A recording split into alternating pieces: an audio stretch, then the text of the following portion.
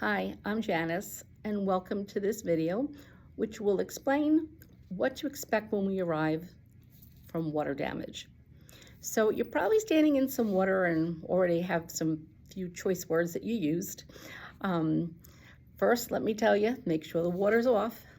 Get the water turned off if you can. And second, call a plumber. Once when that's taken care of, don't forget to call restoration. One call and we take care of it all for you.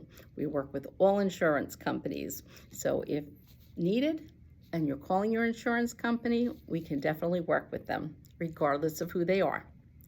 I'm doing this video because I really don't think most of us know what to expect when someone comes in to do water damage. You know, most people think, oh, well, you're just going to suck out some water and that's going to be it. And it's really not what we do when we arrive. That's not the only thing, I should say, that we do when we arrive. First, we need to scope out the situation. And scoping the situation is known as a loss to the insurance company. So what is scoping? Scoping involves several different things that you'll see that we need to do in order to develop a drying plan. Our drying plan is going to have several different layers to it, and I'll go over those briefly with you. And part of this is, you know, I tell everyone it's not what we see that worries us, it's what we don't see. Those are the things that we're really looking for. We want to make sure that we're hitting areas that, you know, you may not think are wet, but they are. And we need to make sure that that gets dried promptly so that we don't have any secondary damage, which I'll go over with you too. Things that, you know, you may not think of are the sill plates. If water's coming from the flooring or has hit flooring, you can be sure behind the drywall you have your sill plates. That's what your framing sits on. And very commonly, that's going to be wet when there's water intrusion down on the flooring.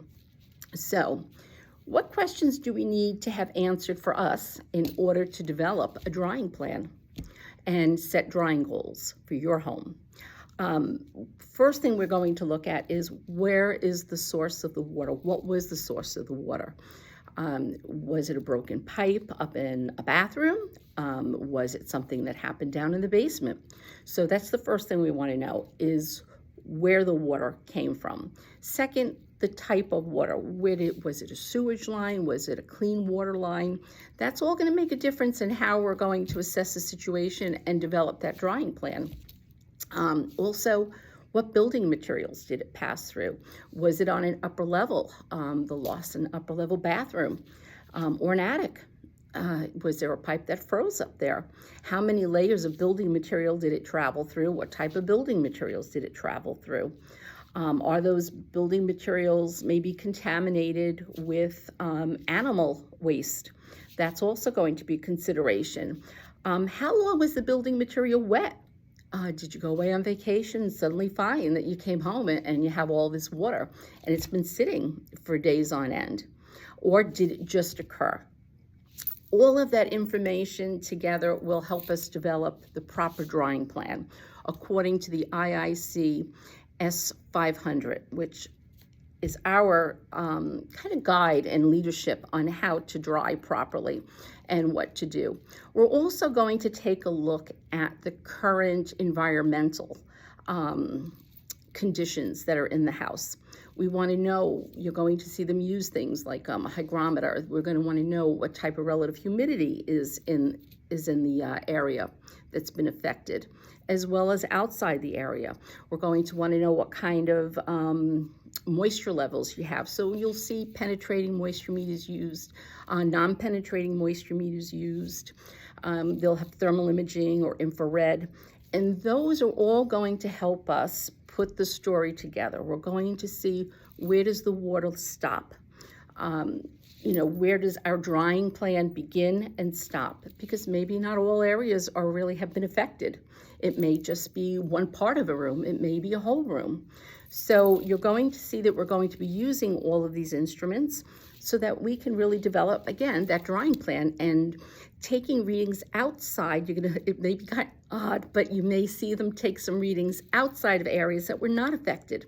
But that's going to help us develop our drying goals. And we're also looking at numbers inside the drying area. Outside, we want to see how high the relative humidity is. And we want to know what can we do to bring that down, because anything over 70%, we're now really running a risk of developing secondary damage. Secondary damage is when the relative humidity is excessive, over 70%, and it starts to affect the building materials. Hence, you'll have some mold growth.